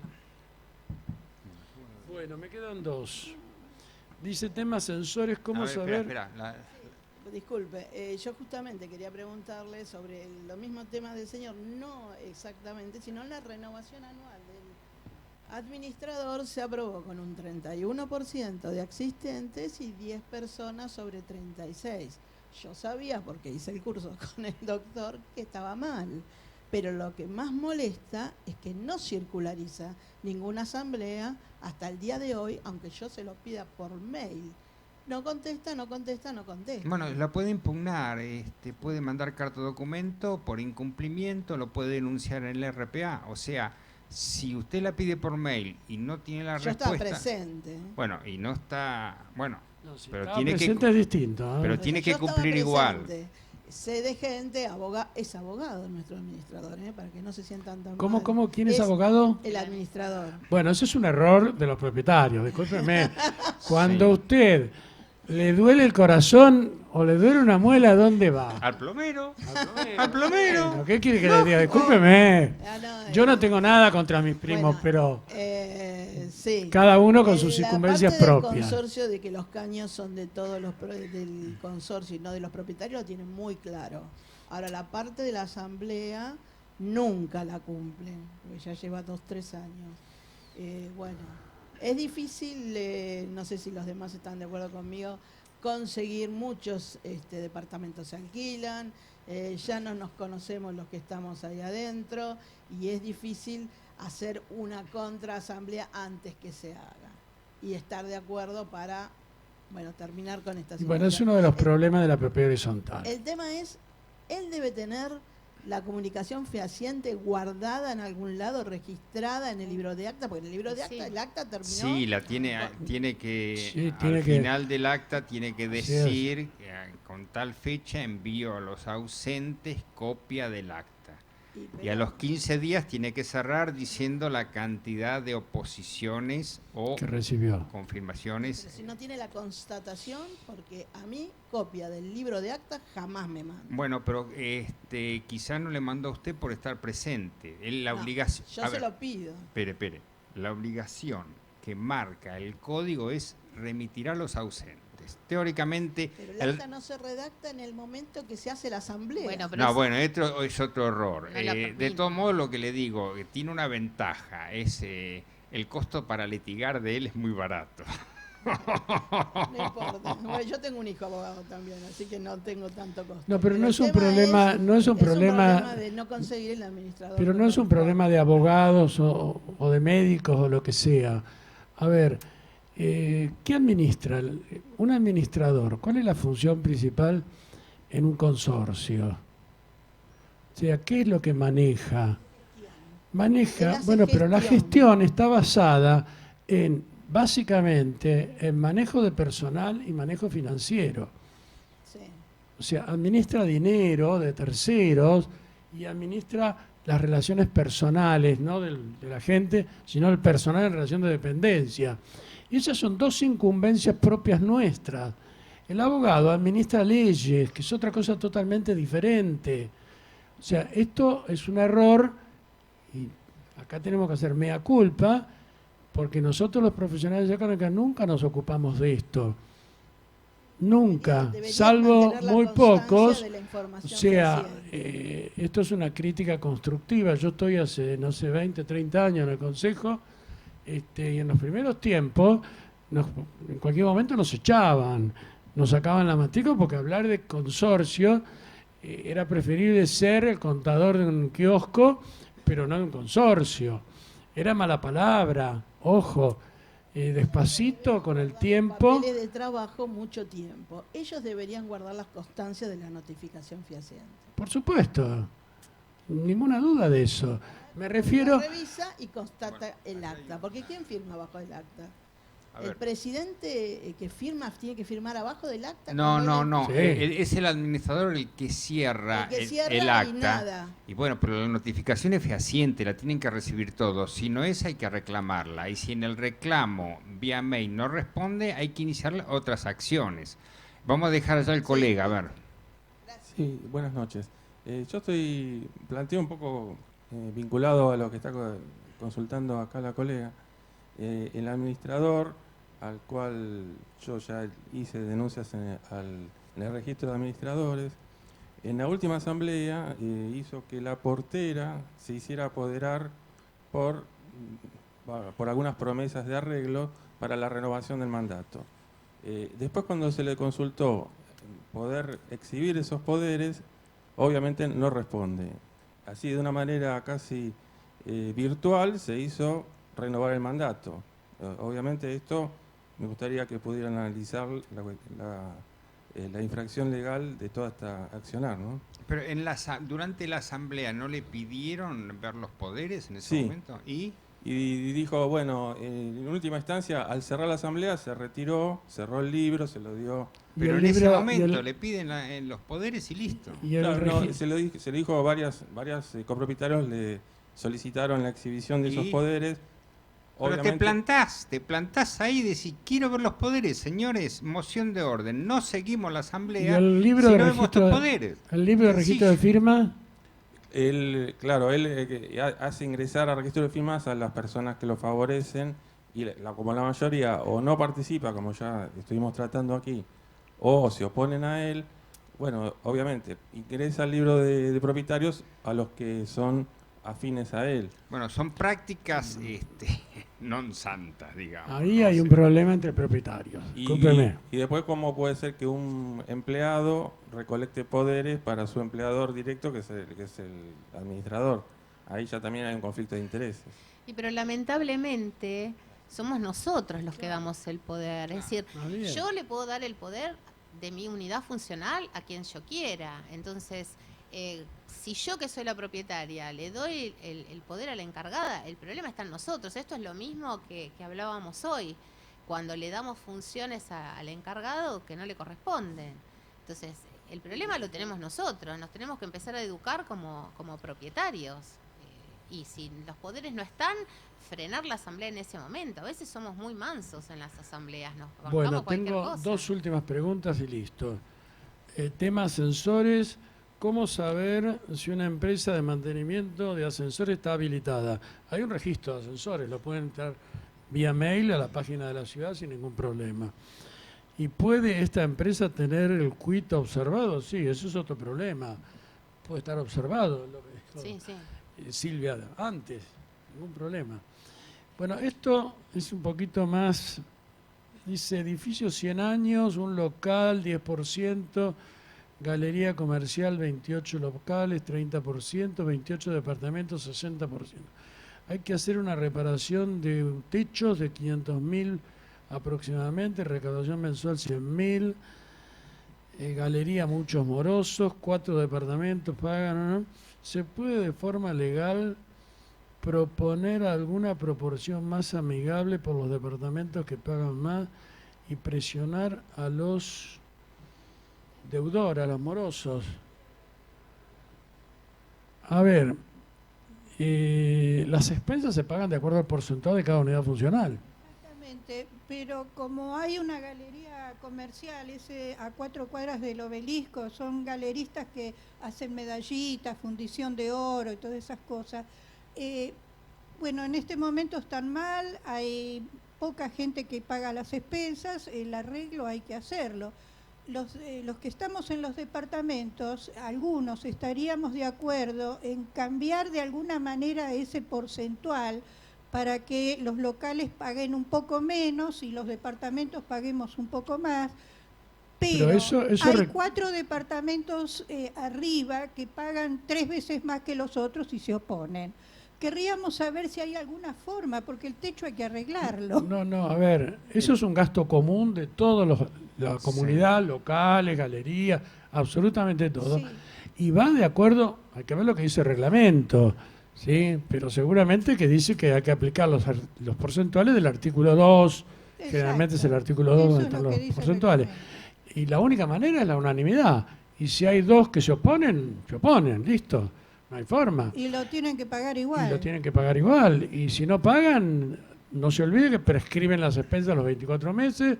Claro. Por lo tanto, hay que iniciar la acción judicial, no tiene otra. Lo que pasa es que hay gente que paga 6.000 pesos y hay otros que pagan 1.000. Si está bien, pero tienen mucho más espacio que los otros. 1.000 paga 2.000, no le hace nada, pero el otro tiene que pagar 12.000. Ahí es donde tenemos... Pero paga 6.000 porque es mucho más grande el departamento de la unidad.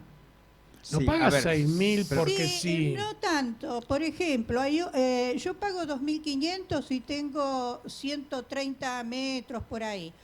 Los que pagan 6.000 tienen 150, no hay tanta diferencia. Lo que pasa es que es un edificio muy antiguo y esos 2 pisos de arriba se hicieron con posterioridad y son semipisos y los del primero al tercero son 8 departamentos por piso. Bueno, hay que ver... Hay muchas diferencias. Está bien, pero las leyes de mensura se modificaron, si no me equivoco, ya por la década del 60, y al principio participaba en la determinación del porcentual no solo la superficie, sino la ubicación. Exacto, por catastro. O sea, participaba en realidad la evaluación del departamento, y no era lo mismo el departamento que estaba en planta baja que el que estaba en el último piso. Entonces, esa puede ser una de las razones, pero la otra es que ampliaron y no modificaron el reglamento. Habría que ver el reglamento y el plano de mensura. El reglamento, no modificaron nada, salió así. Esos pisos se hicieron con posterioridad del edificio original, pero antes de que saliera la ley de propiedad horizontal, porque el edificio tiene más de 100 años. A ver, la pregunta suya era concreta, si en forma amigable se podía hacer algo para modificar. Entonces yo le digo, sí, en forma amigable puede hacer. 100%. Decir, quien quiere pagar más de lo que corresponde, paga más. No puede obligarle a nadie a pagar más. Entonces los que quieren pagar más, en forma amigable van y pagan más. Y terminamos ahí. ¿Y cómo sería la figura? ¿Donación? ¿Cómo es? Porque no sabemos. No, la figura es un compromiso. Pagan más, nada más. Un acuerdo de partes, nada más.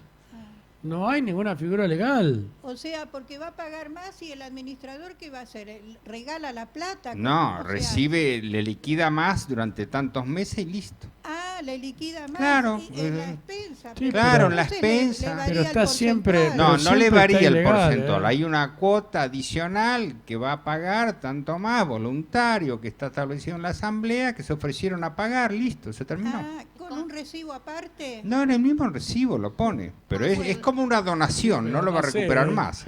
Es como si le agregara una columna el prorrateo en vez de Sí, una cuota extraordinaria, sería una cuota voluntaria. por Eso es decirlo de un alguna acuerdo amigable. Yo quiero pagar más, Pero lo no pongo. es exigible. Ah, perfecto. A ver, Bueno, yo creo que lo mejor es que quien quiera pagar más, yo pago por fulano, le pago la diferencia a fulano. Tomá, le doy la plata y se acabó. Porque meter en ese lío al administrador, yo no lo haría. Porque todo es ilegal, absolutamente, aunque sea voluntario. O sea, yo no le puedo facturar algo de más al propietario, aunque lo acepte.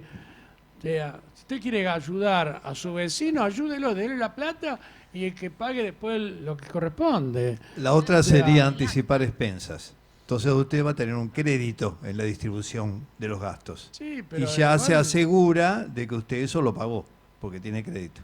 ¿Mm? Sí, pero en algún momento se lo tiene que vuelvo devolver. al encargado, se nos pasa todo. No, bueno, a ver, más o menos las respuestas se las dimos. Mucha más Sí. alternativa no hay. No. Es Perfecto. una de ellas.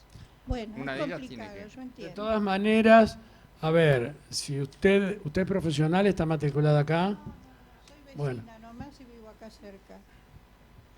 Pero Ah. le quedó, o sea, fuimos claros en lo que dijimos. Sí, O es sea, más no hay o menos mucha lo más que- alternativa. Una alternativa es que usted adelante expensas y le va a quedar un saldo a favor y va a llegar el momento cuando se hizo toda la obra de 500.000 pesos que usted menciona, que le va a quedar, supóngase, 15.000 pesos y va a dejar de pagar expensas durante varios meses. La otra alternativa es que se acuerde con el administrador y usted hace una donación y la gente que quiere hace una donación. La otra alternativa es que los que pueden poner más paguen más para hacer la obra más pronto y le financien al resto. O sea, hay formas amigables. Lo que no es amigable es obligarle a alguien que pague más. Exacto. Punto. Perfecto, muy bien, muchísimas gracias. Bueno, muchas gracias a todos. Gracias. Mm.